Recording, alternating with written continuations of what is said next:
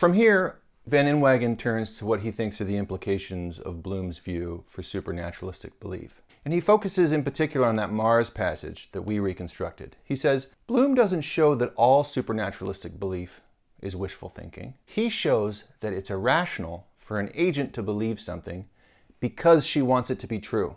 Fair enough. No one would disagree with that. That's an irrational reason to believe in something. But then he says, that's no threat to religious belief.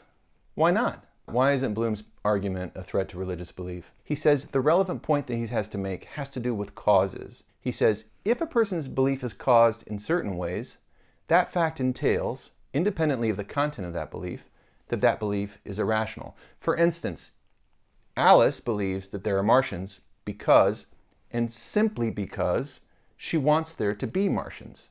Her belief in Martians is irrational. If your belief is caused by something that has absolutely nothing to do with the content of that belief, and it's the only reason that you believe that thing, then yeah, you're irrational to hold that belief. That's an irrational foundation for a belief. It can't even be called a reason. It's just a simple cause. You have this desire to believe something is true, and so you believe it's true. Of course that's irrational. Now, he says, let's look closer at Bloom. Bloom postulates certain causes for supernaturalistic belief. They might be right, who knows? But the question that Van Inwagen wants us to think about is, are those causes of the sort that render beliefs with those causes irrational?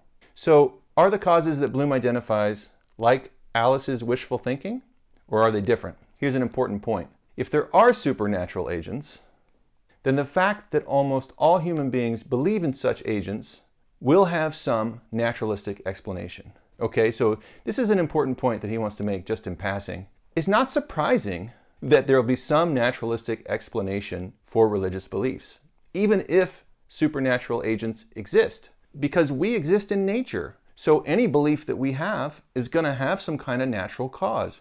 So there'll be a naturalistic story associated with any of our beliefs. Something's happening in our brain, for example, when we believe something. That's not surprising.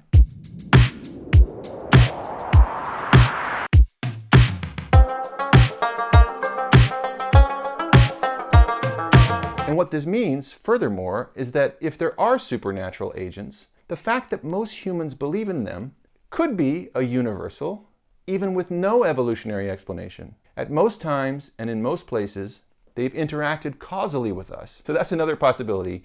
Even if there were no early emerging universal cognitive biases that gave rise to religious belief, it could be possible, from the point of view of the believer, that we've always had these beliefs because supernatural agents have always been interacting with us. Or, and this is important, it's totally possible that our always believing them could involve an evolutionary component, an innate disposition that helps us interpret their signals. It's to be expected that God would endow us with some evolutionary capacities that give rise to belief in God. Another important point that Van Inwagen makes here is that the question at stake is not a question of logic.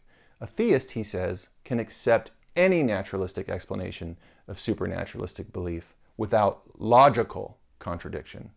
Right? So there's nothing logically incompatible with believing that God endowed us with an innate idea about God's existence. Or something that could be even more ridiculous or more outlandish, that, God is whispering to us in our sleep. And that's why belief in the divine is a universal feature of human experience. Van Inwagen's point is, logic doesn't demand that God have a particular mechanism for interacting with us. That's a different kind of requirement. And the different kind of requirement is that the mechanism that God uses to give us knowledge of God's presence in the world has to somehow fit into a more comprehensive supernaturalistic explanation of the phenomenon.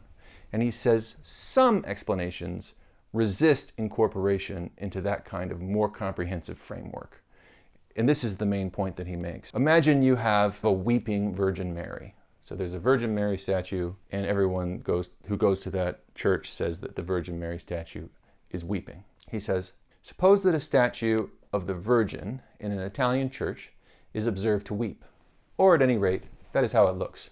It's eventually discovered, however, that the apparent tears are bat urine, bats in the recesses of the church ceiling. This is, of course, logically consistent with their having a partly supernaturalistic explanation. Maybe God wanted the statue to appear to be weeping, and so he guided the bats. Still, it resists being incorporated into a larger supernaturalistic explanation. It strongly suggests that there's nothing more to it than ordinary causes and chance. So you see what Van Inwagen is saying? He's saying, look, it's not a matter of logic. Logic is just about propositions being compatible with each other. So I can't say A and not A in an explanation, because that's a violation of logic. That's a violation of the principle of non-contradiction.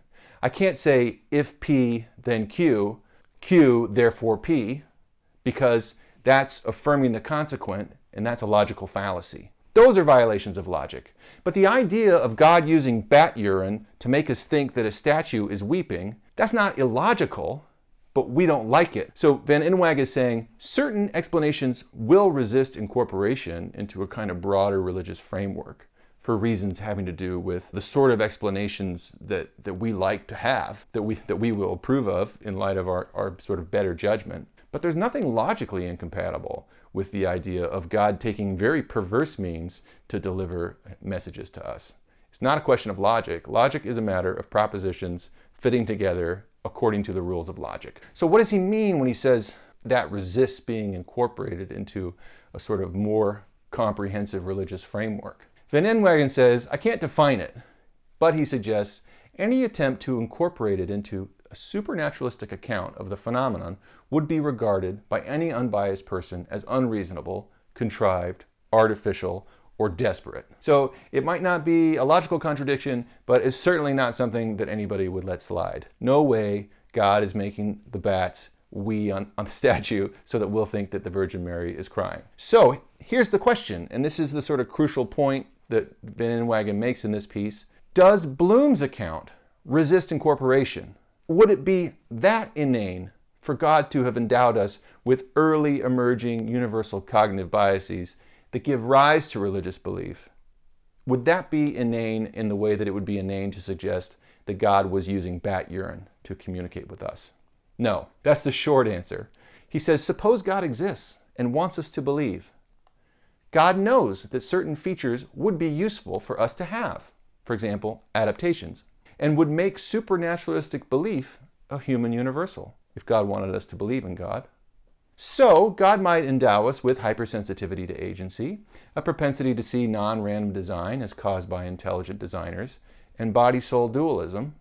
Why not allow those features to be the cause of the thing God wants? Kind of like an engineer using engine's waste heat to keep passengers warm. An engine is going to produce heat anyways. We might as well channel that heat into the car so the passengers are comfortable in the winter. Likewise, human beings need certain adaptations so that big cats don't eat them out in the savannah. So why don't we give them adaptations that also do something else useful? Namely, give them access to religious belief, which is obviously something that God values.